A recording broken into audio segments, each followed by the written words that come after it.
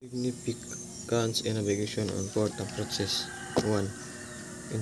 In change passage planning, sailing direction provide comprehensive details on navigational hazards, buoyage systems, pilotage procedures, port facilities, local regulation, climatic conditions, tides and currents, ice condition. This information when used alongside official nautical charts enhance situational awareness and support effective passage planning. 2.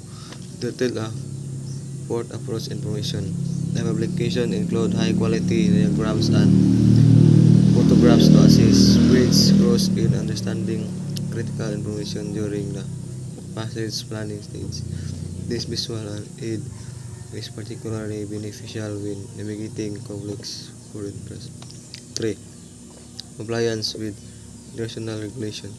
Sailing direction are part of the various requirements defined by the SOLAS Convention, ensuring that vessels comply with international safety standards.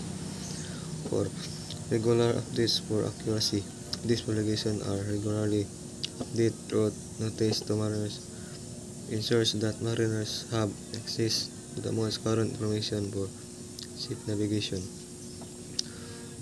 Formats and accessibilities. Sailing directions are available in both paper and digital formats. The Admiralty nautical publication offer improved efficiency and accuracy with electronic updates and simple search functionality, making them accessible and user-friendly for bridge crew.